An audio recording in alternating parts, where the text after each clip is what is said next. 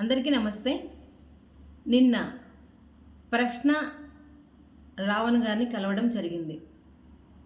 మరి గన్నవరం కోర్టులో ఆయనను 5వసారి అరెస్ట్ చేసి బెయిల్ కోసం అప్లై చేసుకోవడానికి నిన్న ఆర్గ్యుమెంట్ కోసం మరి కోర్టుకు రావడం జరిగింది. కోర్టులో ప్రొడ్యూస్ చేశారు. మరి రావణ్ గారిని నేను కలవడం జరిగింది. రావణ్ గారు చాలా స్ట్రాంగ్గా ఉన్నారు.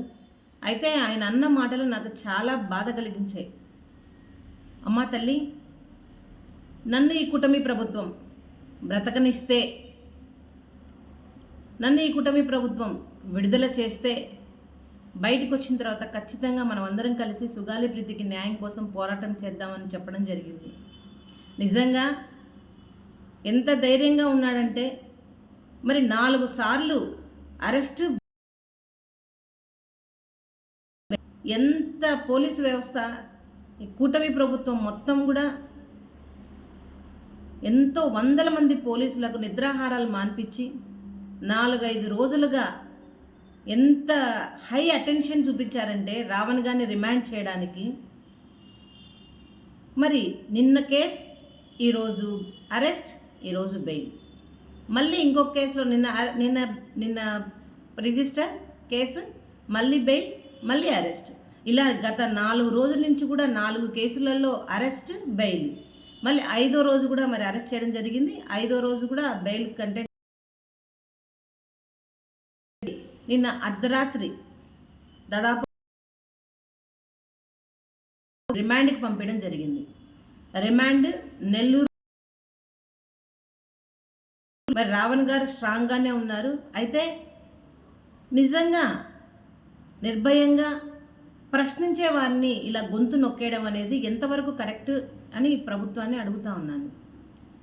నిజంగానే రేపిస్టులు, మరి మర్డర్ చేసిన వాళ్ళు, మరి అమ్మాయిల మీద అసభ్యంగా చేసిన వాళ్ళందరూ కూడా హ్యాపీగా బయట తిరుగుతూ ఉన్నారు స్వేచ్ఛగా. మరి ప్రశ్నిస్తున్నారు అంటే రాష్ట్రంలో జరుగుతున్న అన్యాయాల మీద, దాడుల మీద ప్రశ్నించడమే రావణ్ గారు చేసిన మొదటి తప్పు.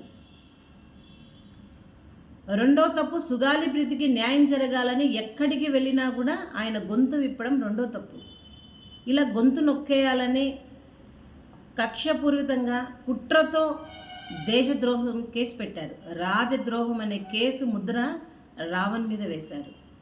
నిజంగా రాజద్రోహులు ఎవరంటే, అన్యాయాన్ని ప్రశ్నించకుండా అన్యాయాన్ని అరికట్టాల్సిన అధికారంలో ఉండి కూడా అన్యాయాన్ని న్యాయం చేయలేకపోవడమే రాజద్రోహం.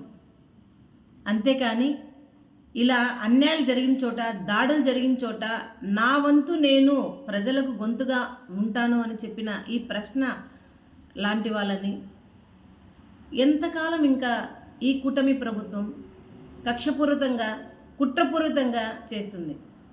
నాకైతే నిజంగా రావణ్ గారి స్ట్రాంగ్గా ఉన్నారు. అయితే ఇంకొక డౌట్ కూడా ఉంది. మరి రావణ్ గారిని కూడా బ్రతకనిస్తారా?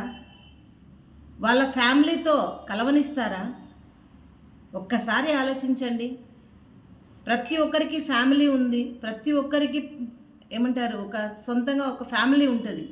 ఆ ఫ్యామిలీ కోసము ఎంతో కష్టపడుతుంటే 5 రోజుల నుంచి మరి ఇంటి వాళ్ళకు కూడా తెలియకుండా, ఎక్కడ ఏ స్టేషన్లో ఎప్పుడు ఉంటున్నారో కూడా అంత సమాచారం ఇవ్వకుండా ఇంత హడావుడి చేసి ఇంత పరిగెడుతున్న ఈ సిస్టము, మరి సుగాలి ప్రీతి ముద్దాయిలను ఎందుకు ఇలా చేయలేదని నేను ప్రశ్నిస్తూ ఉన్నాను. నిజంగా ఎంత బాధగా ఉంది అంటే, ఎంత బాధాకరం అంటే, నేను నిన్న చూశాను దాదాపుగా 100 మంది పోలీసులు వచ్చారండి. ఆ 100 మంది పోలీసులు ఎంత హై అటెన్షన్, పాపం వాళ్ళు కూడా డ్యూటీ చేస్తున్నారు. హైకమాండ్ నుంచి ఆర్డర్స్.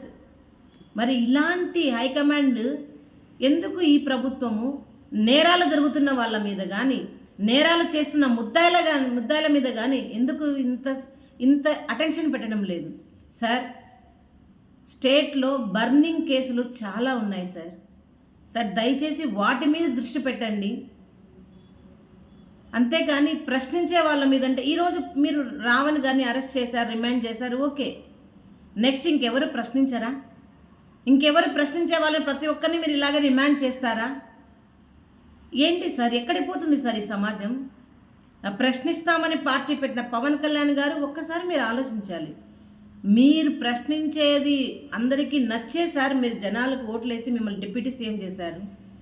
అలాంటి మీరు ఇప్పుడు మిమ్మల్ని ప్రశ్నిస్తుంటే జీర్ణించుకోలేక, సమాధానం చెప్పలేక, ఇలా ఇంకెంతకాలం ఇలా ప్రశ్నించే వాళ్ళ గొంతులు నొక్కేస్తారు పవన్ కళ్యాణ్ గారు. దయచేసి ఈ కూటమి ప్రభుత్వానికి నేను వేడుకుంటున్నాను, రావణ్ లాంటి వాళ్ళని దేశద్రోహంగా చూస్తున్న మీరు నిజంగా సుగాలి ప్రీతి కేసులో ముద్దాయిలకు సహకరిస్తున్న వాళ్ళు కూడా రాజద్రోహం కిందనే ట్రీట్ చేయాలి. నా కడుపు కోత ఇప్పటి వరకు కూడా మీరు తీర్చలేకపోయారు. గత 10 సంవత్సరాలుగా నేను పోరాటం చేస్తూ ఉంటే కూడా ఈ రోజు వరకు కూడా దక్కని న్యాయం. మిమ్మల్ని ప్రశ్నించారు, మీరు ఆ ప్రశ్నలను మీరు జీర్ణించుకోలేక 5 రోజుల్లోనే మీ ఆవేశాన్ని, మీ బాధను తగ్గించుకున్నారు కూటమి ప్రభుత్వం. మరి నా బాధ ఎక్కడికి వెళ్ళాలి?